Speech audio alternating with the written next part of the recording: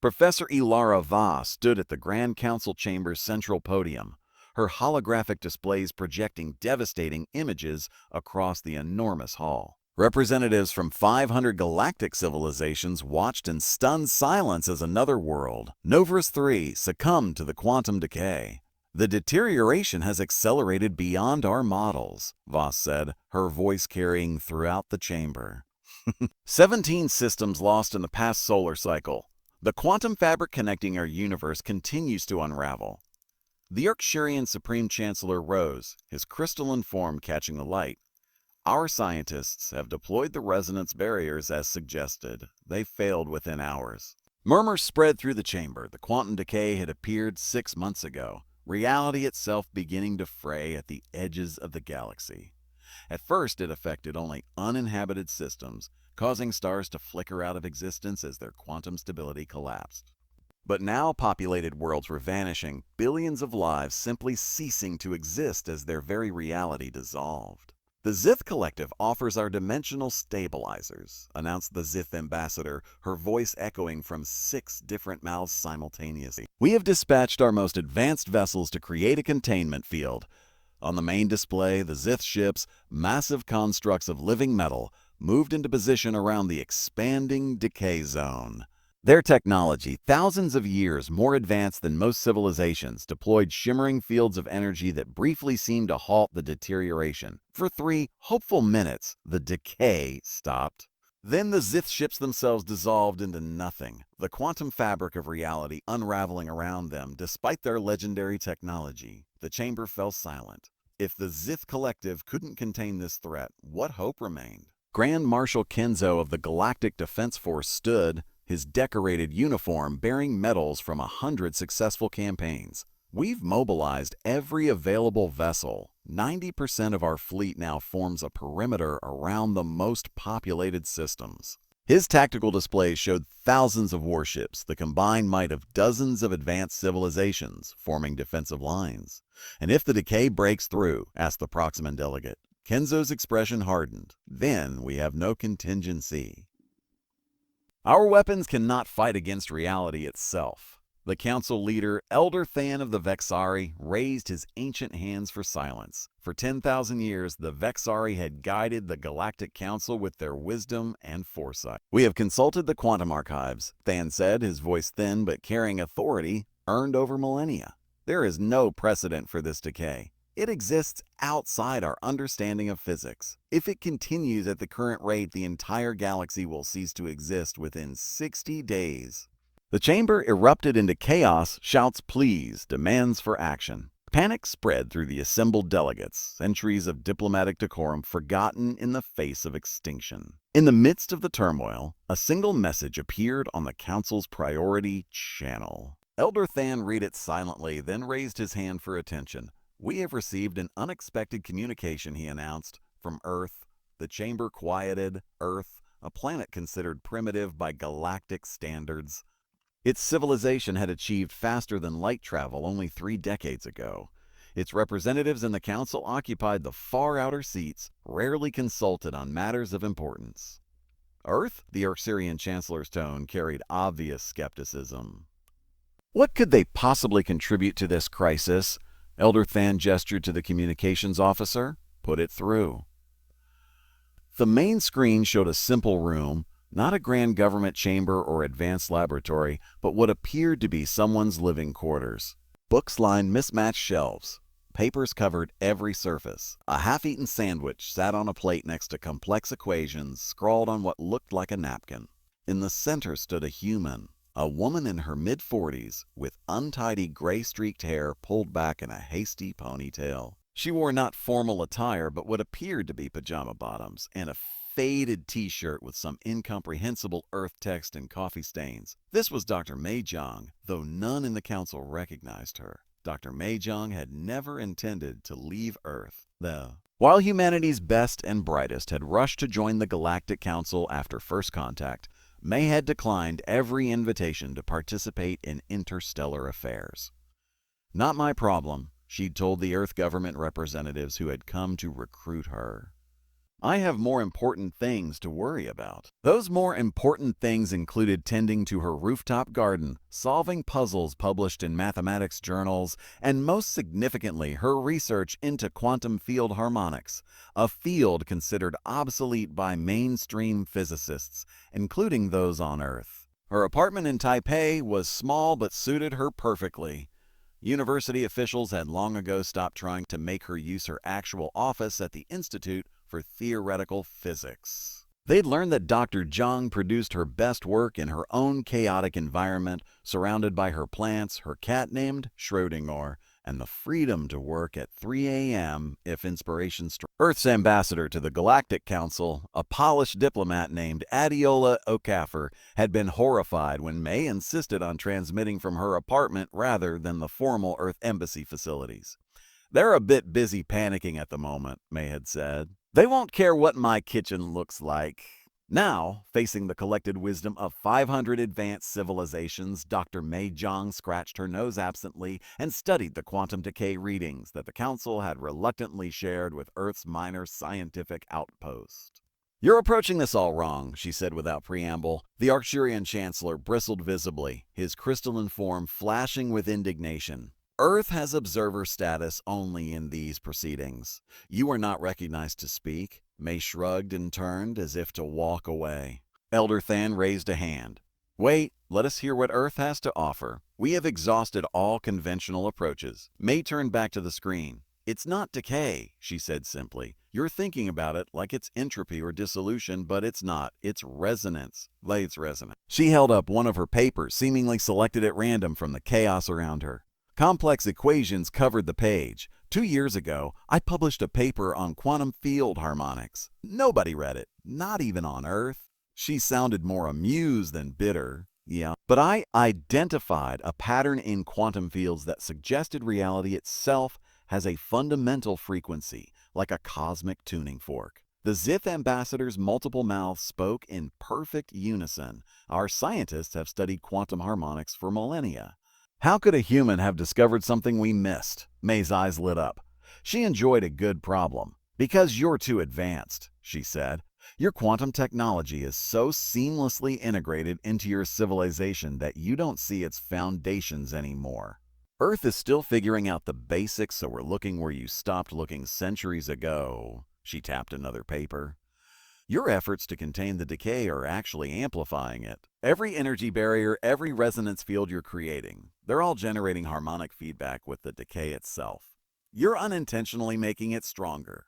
Grand Marshal Kenzo leaned forward. "Then what is your solution, Dr. Zhang of Earth?" May took a bite of her sandwich, chewed thoughtfully, then set it down. "We need to cancel the wave," she said, "not contain it." May's fingers danced across her old-fashioned tablet, projecting her calculations to the council chamber. Unlike the elegant holographic displays used by the council scientists, her presentation was messy, annotated with handwritten notes and coffee ring stains. "The quantum decay isn't destruction, it's displacement," she explained. "Reality is vibrating at a frequency that's pushing affected regions out of phase with our universe. If we generate a counter-frequency, we can bring everything back into alignment." Professor Ilar Avas, the Council's leading quantum physicist, studied the equations with growing interest. "The mathematics is sound, but generating a counter-frequency at this scale would require energy output greater than 1,000 stars." May grinned. "Normally, yes. But we don't need to generate it. We need to catalyze it." She pulled up new calculations. "Every star in the galaxy already produces quantum oscillations. They're just out of phase with each other. If we could synchronize just 27 stars in a specific pattern, their combined harmonics would create a galactic-scale counter-frequency." The chamber erupted into scientific debate. The concept was deceptively simple, but the execution would be extraordinarily complex. Council scientists called it impossible. The Zith representatives insisted such manipulations of stellar quantum states were beyond even their technology. The stellar synchronization would last only 3.8 seconds before collapsing, argued the Proximan chief scientist. "Not nearly long enough to affect the decay, but 3.8 seconds is all we need," May countered. "The counter frequency doesn't need to be sustained. It just needs to reset the quantum field to its natural state, like rebooting a computer. Elder Than studied the human scientist through ancient, knowing eyes. If you are correct, Dr. Zhang, we have you not presented this solution to your own planet's authorities. May laughed. I tried. They said it was too theoretical, too risky. Earth scientists wanted more time for peer review and testing. She shrugged. But we don't have more time, do we? Grand Marshal Kenzo's tactical mind was already assessing the feasibility. To synchronize 27 stars across the galaxy would require precise coordination of hundreds of vessels. The timing would need to be accurate to within nanoseconds. The Defense Force has the ships, May said. The Zith have the quantum technology. The Arcturians have the computational capability to calculate the exact stellar positions. She looked around the chamber. Separately, none of you can solve this. Together, you might. Professor Voss studied the equations again. The risk is enormous. If the calculations are wrong, we could accelerate the decay rather than stopping it. True, May agreed casually, but doing nothing guarantees extinction in 60 days. The room fell silent as the gravity of the situation settled over the assembly. I need more coffee, May announced to the silent chamber, walking off screen momentarily. She returned with a steaming mug featuring cartoon cats. So, shall we save the galaxy, or would you prefer to keep trying force fields that don't work? The plan came together with remarkable speed. Desperation overcame centuries of diplomatic caution and a species rivalry. 27 stars were selected based on May's calculations spanning the entire galaxy. The Galactic Defense Force provided 342 vessels, each equipped with quantum harmonizers hastily engineered by Zith scientists based on May's designs. May insisted on joining the flagship, much to the consternation of Earth's ambassador. She arrived carrying a backpack containing spare clothes, her tablet, and inexplicably, a potted plant. For luck, she explained to the mystified Arcturian admiral. From the flagship's command center, May watched as the fleet moved into position. The countdown began. Quantum harmonizers charged at all 27 stellar coordinates, reported the tactical officer. One, at precisely the same moment across the galaxy, the harmonizers activated. 27 stars pulsed in unison, their quantum states momentarily synchronized. A wave of energy, invisible yet affecting the fundamental fabric of reality itself, rippled outward. For 3.8 seconds, the galaxy held its breath. Where the wave met the quantum decay, reality shimmered. The decay's advance halted, then began to recede. The displaced quantum fields snapped back into their natural alignment. It's working, Professor Voss exclaimed, watching the readings. The decay is reversing, the command center erupted into cheers. Species that had been rivals for millennia embraced. The Zith ambassador's 6 mouths all smiled at once, a sight never before witnessed. On the main display, the reverse decay revealed something unexpected. The 17 systems that had been lost were reappearing, their quantum states restored. Billions of lives that had been erased from existence were returning, unaware that anything had happened. As the celebrations continued around her, May sat quietly in a corner, making notes. Grand Marshal Kenzo found her there. Dr. Zhang, he said formally, the galaxy owes you a debt that can never be repaid. May looked up, seeming surprised. Oh, I just identified the problem.